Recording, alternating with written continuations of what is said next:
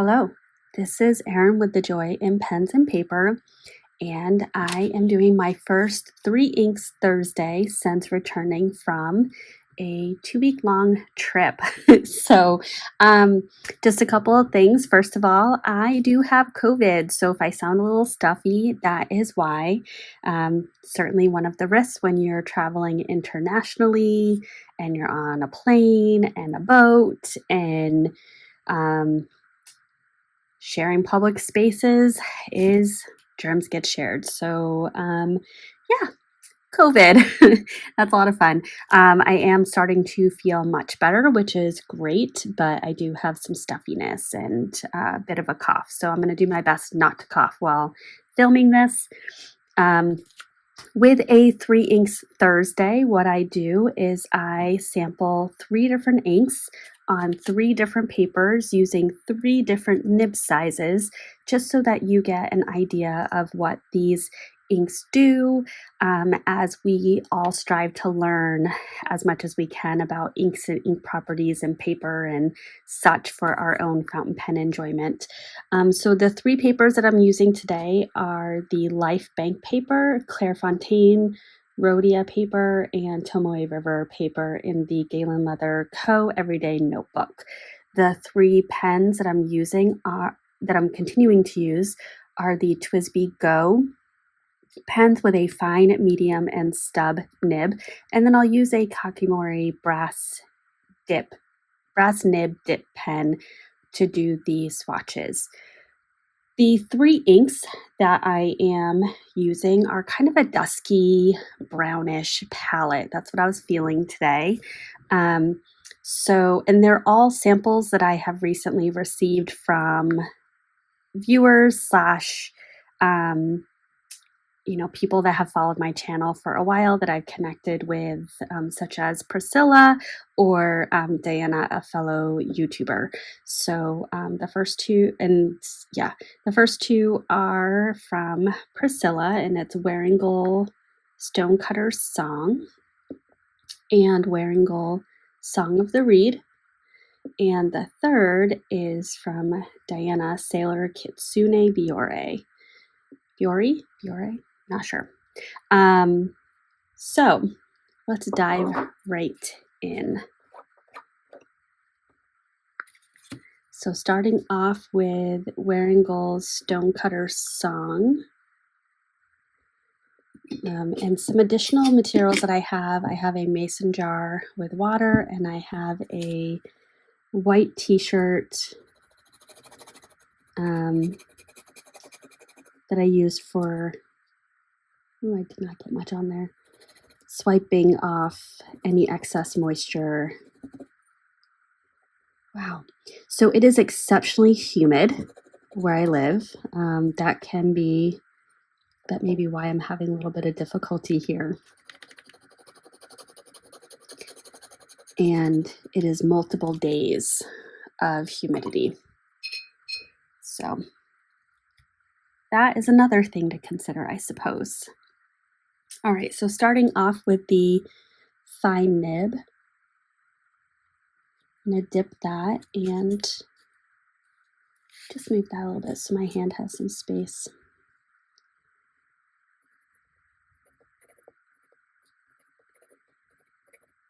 So that's Waringal.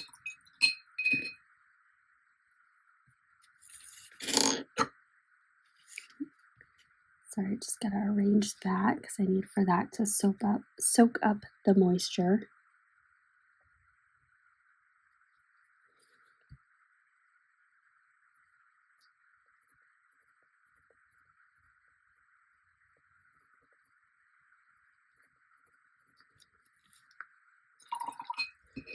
And you are more than welcome to zoom in as you watch this. You can take, if you're on an iPad or touchscreen device, you can use the pinch movement and zoom in so you can see things a little bit closer.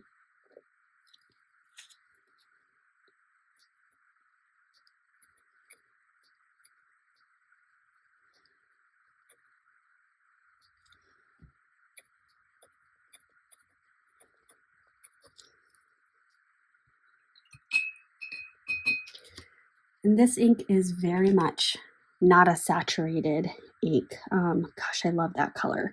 But the water is still looking pretty clear. That's how not saturated this ink is. All right, so next we will do Waringel's Song of the Reed.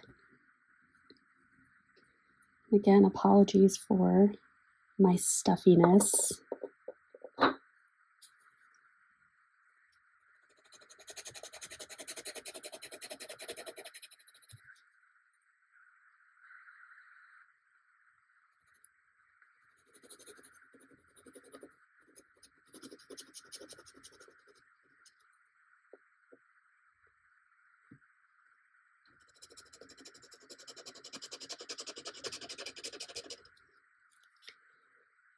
So one thing that's interesting is I talked about how humid it is. So the Everyday Notebook has been closed and on a shelf versus these cut strips of paper have been on my desktop. So I wonder if that's even why there's a difference in the saturation of the ink right now.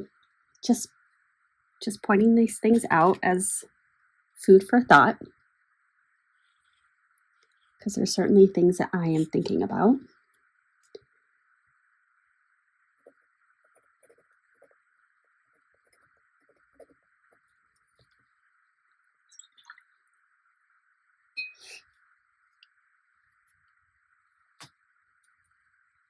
And then the medium nib.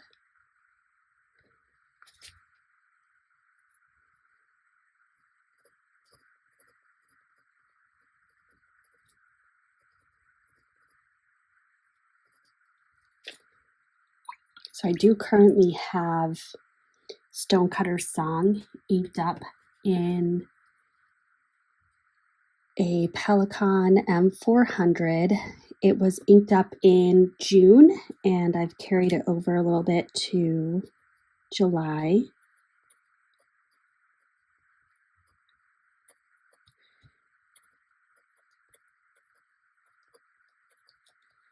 And I really love this Waringel Song of the Reed. Now this one's a little bit more saturated. You can see just it's starting to discolor that water. All right. And the third one is Sailor Kitsune Biore, which I really wanted to include with Waringel's Stonecutter's Song because my memory of this ink is that they are a similar color. So I probably should have had them closer together when swatching, but yeah, c'est la vie.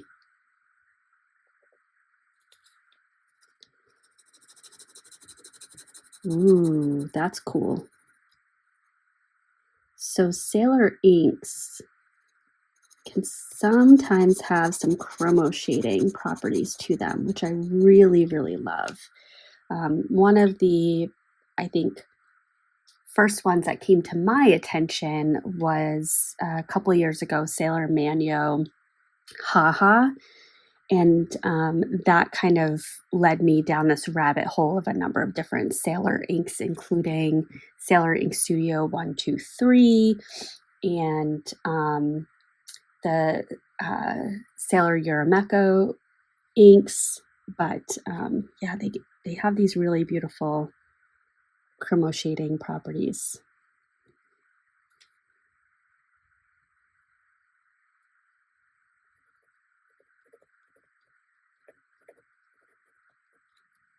Oops. It's not Waringel. It's definitely Sailor.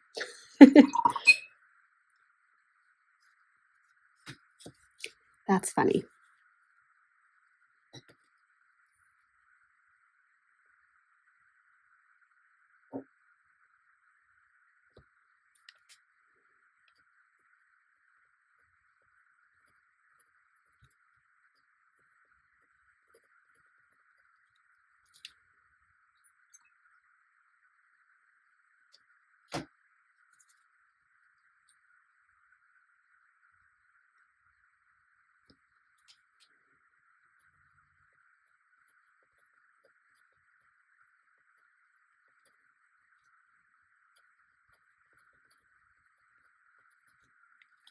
Beautiful. Yeah, so once again, if I had pre-planned, I would have ordered this a little bit differently. I probably would have done Stonecutter's Song, Kitsune Biore, and then Song of the Reed, or Song of the Reed, Kitsune Biore, and then Stonecutter's Song. However, this is how it played out. I do think Kitsune Biore is very similar to Stonecutter's Song. It is lighter and it is more pink. But if you look at it on the Clairefontaine paper or the bank paper, it's much more different. So on the bank paper, it's got this darkness to it and quite a bit of shading, versus the Kitsune Biore is much more muted and it's got almost a greenish tannish color to it. And the edging to me reminds me of Wearing Gold White Rabbit a little bit, less pinky, but that kind of similar shading quality or property. The Song of the Reed, looking at the difference between the bank paper and the Clairefontaine, is quite stark.